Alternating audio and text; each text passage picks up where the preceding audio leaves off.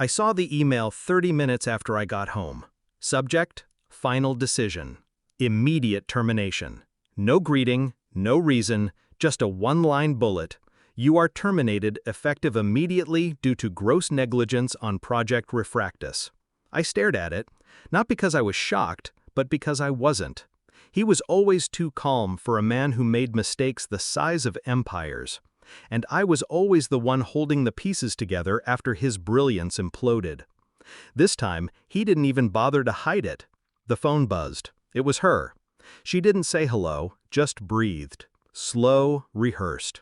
I think this is probably for the best. I didn't ask what this meant. I already knew. Still, I listened.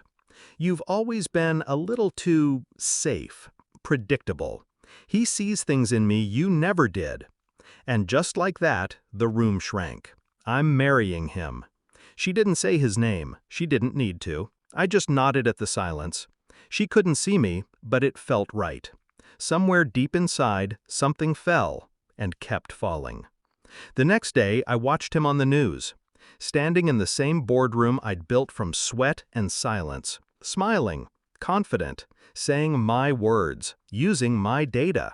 He even wore my tie, a birthday gift from her. How poetic. The camera panned, and there she was beside him. My wife. My ex-wife, I should say, but the paperwork wasn't even cold. They were laughing. He wrapped an arm around her waist, subtle, possessive. She leaned in, lips brushing his cheek. I wondered if that same mouth had whispered strategy while they lay together, plotting. A week ago, she told me she was staying late at her sister's. 2 days before that, I had driven him to the airport. And now they were co-hosting the annual gala. I should have raged. I didn't. Instead, I wrote him a message. Congratulations on the engagement. See you at the gala. And I smiled at the screen. Not because I meant it, because the game had just begun. I started small. Project Refractus had layers. He buried the failures under jargon, polished slides, and fake numbers. Numbers I had built for him. And I knew exactly where to dig. I accessed the archive under a forgotten credential, one he assumed was deactivated. He was wrong. I found enough in 2 hours to destroy his legacy, but I didn't send it. Not yet. Instead, I printed the files, one by one, bound them, labeled the pages. I contacted a former auditor, then a journalist, then 2 men who owed me favors from another life. I said little, just handed over the facts. In the evenings, I watched her social feeds. Their engagement photos were perfect. The comments, nauseating. She looked happy, happier than she ever looked with me. Or maybe I just never saw her clearly before. Every night I wrote a new version of what I'd say. I never kept any of them.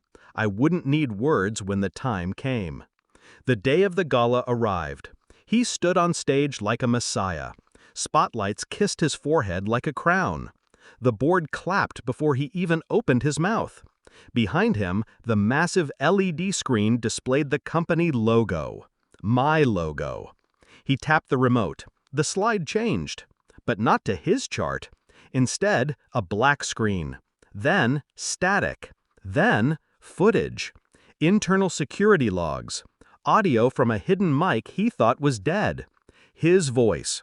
We'll push the data through the shell accounts.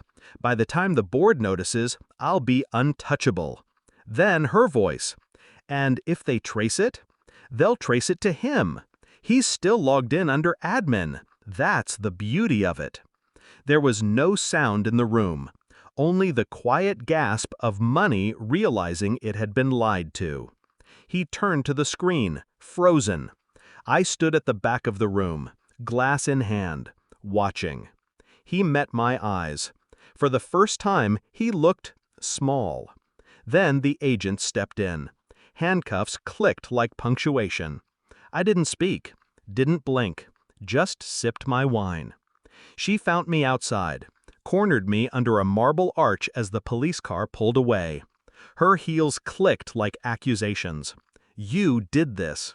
Her mascara bled down one cheek. You ruined everything. I looked at her, really looked. No, I said. You did that yourself. She opened her mouth, searching for the old me, soft, apologetic, eager to forgive. He was gone. You chose him. I handed her a small envelope. Inside, a single photo. A screenshot of their messages from months before. Can't wait till he's out of the way. Don't worry, he's too naive to see it coming. I walked past her. Didn't look back. I don't dream about them. Not anymore. There's no anger left. No sadness. Just stillness. Some men heal. Some burn. I chose clarity. The truth is, I never lost anything worth keeping. And they never stole anything I couldn't rebuild. In the end, the only thing I regret is that I waited so long to become who I really am. And now that I am, I don't forgive.